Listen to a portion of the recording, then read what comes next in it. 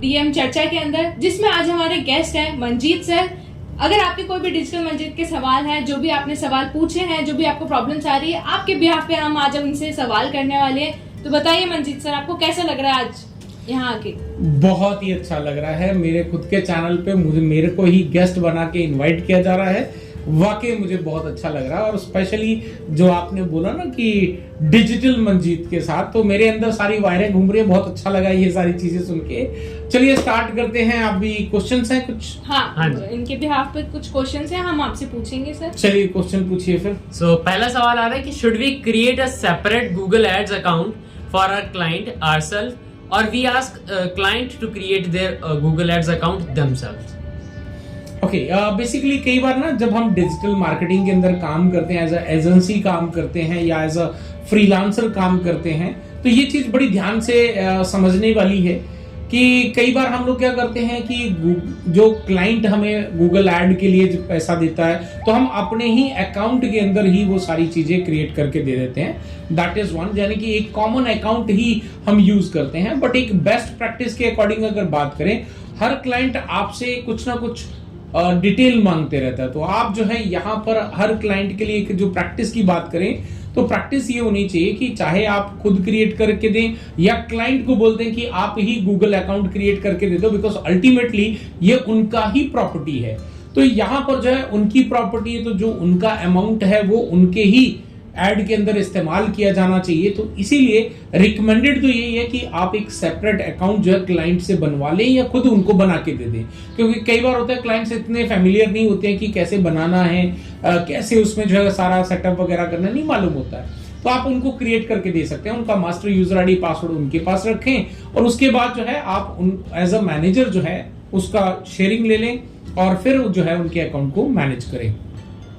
जी, next question sir ये आ रहा है कि I have Instagram account and have 200K plus followers, but I don't know how to make money with this account as can have seen lot of people to make their money earning 1 lakh plus every month. ये बहुत अच्छा question है। Basically बहुत लोग जो हैं Instagram के ऊपर अपनी अकाउंट्स क्रिएट कर लेते हैं और बहुत कईयों के ऐसे कोई पोस्ट चला जाता है जो वायरल हो जाता है, जिसकी वजह से उनके पास में फॉलोअर्स काफी अच्छे आ जाते हैं और ऐसे में उनको पता नहीं है कि उससे पैसा कैसे कमाया जा सकता है। अगर हम YouTube की बात करें तो यहाँ पे मोनेटाइजेशन एनेबल है, लेकिन इंस्टाग्राम के ऊपर में ऐसा कोई ऑप्शन अवेलेबल नहीं है। तो ऐसे में जो है जिनके फॉलोअर्स काफी अच्छे हो जाते हैं उनको ये पता नहीं चल पाता कि मैं कैसे पैसा कमा सकता हूँ। तो अगर फॉलोअर्स अच्छे हैं, व्यूज अच्छे आ रहे हैं, तो इसमें बहुत ही सिंपल चीजें हैं। आपको नो डाउट इंस्टाग्राम की तरफ से कोई बेनिफिट नहीं मिलेगा क्योंकि वहां पे प्रीमियम ऑप्शंस दिए हुए हैं, लेकिन वो इतना यूज के नहीं हैं। आपको सिर्फ एक ही ऐसा सोर्स ऑफ इनकम है वहां से जहां से आप एक बहुत अच्छा अमाउंट क्रिएट कर सकते हो, वो है स्पॉन्सरशिप्स, ब्रांड प्रमोशंस वगैरह। आप बहुत सारी कंपनीज को अप्रोच खुद भी कर सकते हो क्योंकि बहुत सारी कंपनीज को नहीं पता होता आपकी प्रोफाइल के बारे में। तो आप अगर उसको एज अ बिजनेस लेना चाहते हो और इनकम जनरेट करना चाहते हो, तो आपको बहुत सारी जो बड़े बड़े ब्रांड्स हैं आपकी सिटी के अंदर में, उनके प्रमोशंस के लिए उनको आप अप्रोच कर सकते हो। आप बता सकते हो हमारे पास में इंस्टाग्राम पे इतने फॉलोअर्स हैं, तो डेफिनेटली आपको उससे काफी एक अच्छा अमाउंट जो है वो आप आसानी से जनरेट कर सकते हैं। तो यानी कि आपके पास में स्पॉन्सरशिप्स हैं या फिर ब्रांड प्रमोशंस हैं या फिर कोई नया ब्रांड जो है वो आपके सिटी के अंदर या जहां पर भी वो लॉन्च होने जा रहा है उसका आप प्रमोशंस वगैरह कर सकते हो। कोई इवेंट्स आने वाले हैं, हर सिटी के अंदर इवेंट्स होते रहते हैं, आप उनके लिए जो है यहाँ पे रीच आउट कर सकते हो। अभी तो जैसे पॉलिटिकल का चल रहा है, राइट, तो आप उनके लिए, उनके प्रमोशंस के लिए भी जो है आप उनको अप्रोच कर सकते हो, जहाँ पे काफी अच्छा अमाउंट जो है आपको जनरेट किया जा सकता है। ओके सर, अभी नेक्स्ट क्वेश्चन आ रहा है कि I have done digital marketing from one of the institute in Bhopal, but still I am unable to understand how digital marketing work and where to apply for job. Okay, देखो digital marketing generally क्या होता है ना, मैं यहाँ पे इसको 2 तरीकों से बताना चाहूंगा। पहला ये कि मेरी एक हॉबी है, मैं डिजिटल मार्केटिंग सीखना चाहता हूं और मैंने सीखा तो डेफिनेटली क्योंकि मेरी हॉबी है, मेरा पर्सनल इंटरेस्ट है उसमें, तो मैं क्या करूंगा 100% दूंगा लर्निंग के टाइम पे, जिससे क्या बेनिफिट होगा कि मेरे को हर चीज समझ में आएगी अब क्योंकि मेरा इंटरेस्ट भी है तो मैं उस पर प्रैक्टिस भी करूंगा, सिर्फ इंस्टीट्यूट में जाके नहीं, मैं घर पे आने के बाद में भी या जॉब पे जहां पर भी मैं उस चीज को इंप्लीमेंट करके देखूंगा कि वाकई ऐसा काम कर रहा है कि नहीं कर रहा। That is one. सेकंड, मैंने जो स्टूडेंट्स देखे हैं वो किसी दूसरे से या तो इंस्पायर हो जाते हैं कि यार ये डिजिटल मार्केटिंग में बंदा काम कर रहा तो he is earning lot of money, तो दूसरे से इंस्पायर हो जाते हैं, या फिर कई बार पेरेंट्स जो हैं वो किसी दूसरे से इंस्पायर हो गए, वो अपने बच्चे को जनरली जबरदस्ती पुश करते हैं कि भाई तू डिजिटल मार्केटिंग सीख। तो ऐसे में क्योंकि एक उसका खुद का पर्सनल इंटरेस्ट नहीं है डिजिटल मार्केटिंग में, तो ऐसे में वो बच्चा इंस्टीट्यूट जाता है, वहां पे जाके वो 100% नहीं दे पाता, जिसकी वजह से वो सारी चीजों को समझ नहीं पाता है, क्योंकि यूज नहीं कर रहा ना उस चीज को, अपने लाइफ में अडॉप्ट नहीं कर रहा उस चीज को। अब क्योंकि पेरेंट्स ने बोल दिया तो इसलिए वो सीख रहा है, लेकिन उसको अडॉप्ट नहीं कर पा रहा, तो जिससे उसको चीजें समझ में नहीं आती हैं। तो ये एक ऐसा जो है, मैंने अब तक का जो मेरा एक्सपीरियंस रहा है उसमें मैंने ये चीजें एनालाइज करी हैं कि ये ऐसा होता है। लेकिन अगर हम एक जनरलाइज्ड बात करें, अगर आप इन दोनों ही सिनेरियो से बाहर हैं, तो ऐसे में जो है सिर्फ यही है कि अगर आप डिजिटल मार्केटिंग अभी भी नहीं समझे तो इसका मतलब है कि आपने जाकर 100% नहीं दिया है। अगर वहां जाके 100% दिया है और फिर भी नहीं समझ में आ रहा, तो विच मीन्स क्योंकि डिजिटल मार्केटिंग एक लर्निंग का कॉन्सेप्ट नहीं है, लर्निंग के बाद में उसको प्रैक्टिकल करना बड़ा इंपॉर्टेंट है, चाहे वो कुछ भी चीज हो। इसीलिए लिखा गया है practice makes a man perfect. जब तक आप प्रैक्टिस नहीं करोगे you will not understand how technology work.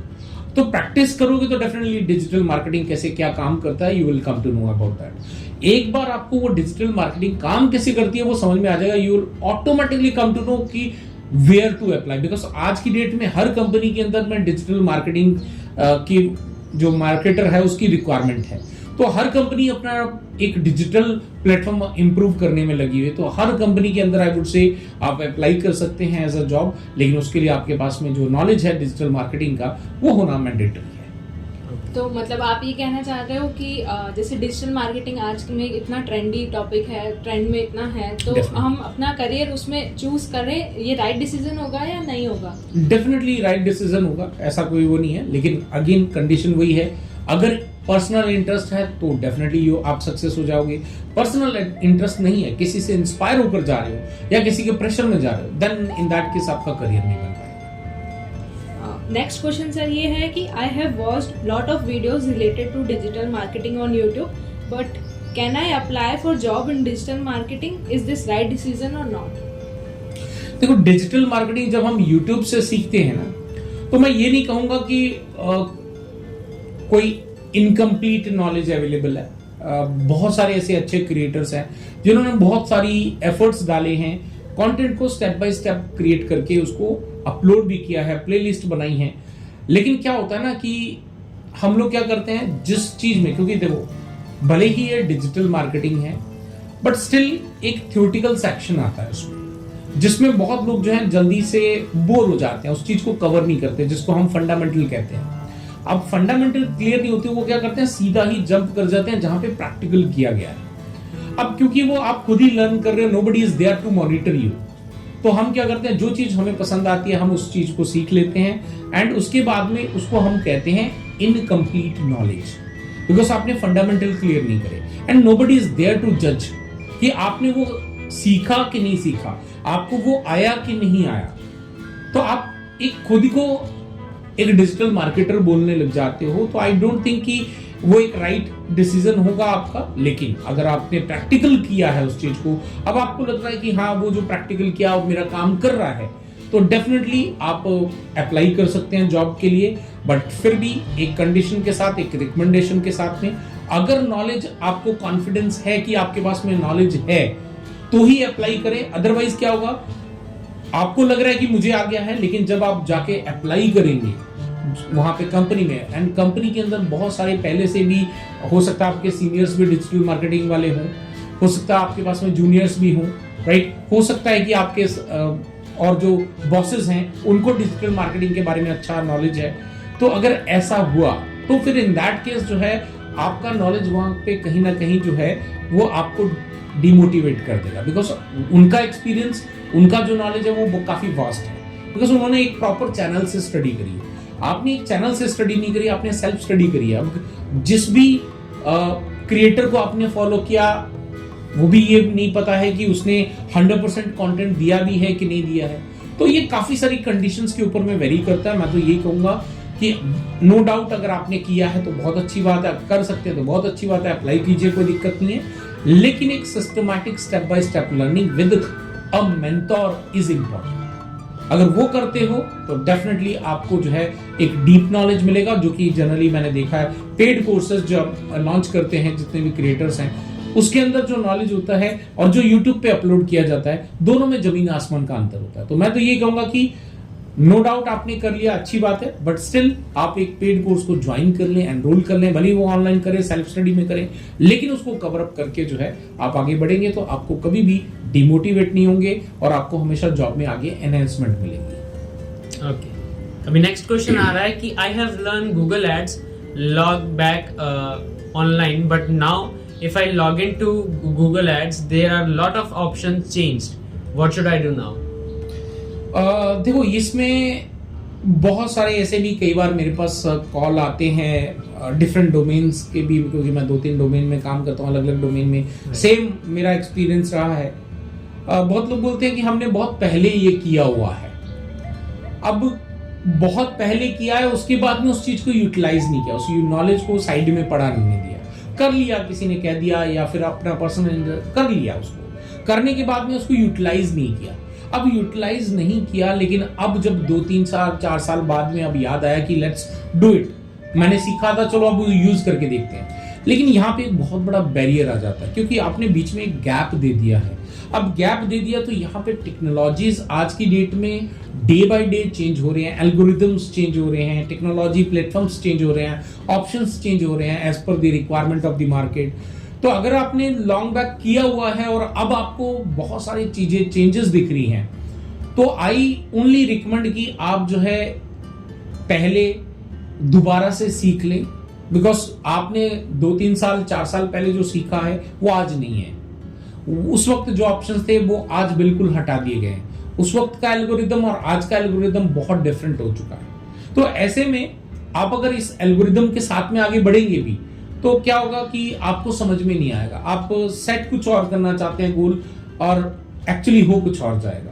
तो किसी का पैसा या फिर खुद का पैसा वेस्ट करने से अच्छा है कि आपको चीजों को वापस से सीख लें, सीखने के बाद उसको कंटिन्यू करें, क्योंकि कंटिन्यू करना इसलिए भी इंपॉर्टेंट है। आप जब कंटिन्यू करेंगे तो you will come to know कि हाँ, जब भी चेंजेस हो रहे हैं क्यों चेंजेस करेंगे, क्योंकि आप कंटिन्यू उसमें टच में हैं। तो जब भी कोई नया फीचर अपडेट होगा, टेक्नोलॉजी अपडेट होगी, प्लेटफॉर्म अपडेट होगा, यू विल नो कि हाँ ये क्यों किया गया, बिकॉज आप उसको कंटिन्यू यूज कर रहे हो, है ना। तो उसके बाद अगर आप उस चीज को कंटिन्यू करते हो, फिर दोबारा आपसे वो नॉलेज लेने की जरूरत नहीं है। लेकिन क्योंकि आपने गैप कर दिया, बहुत बड़ा गैप आ चुका है, तो ऐसे में जो है चीजों को वापस से अडॉप्ट करना खुद ही सेल्फ, तो वो एक डिफिकल्ट टास्क हो जाएगा।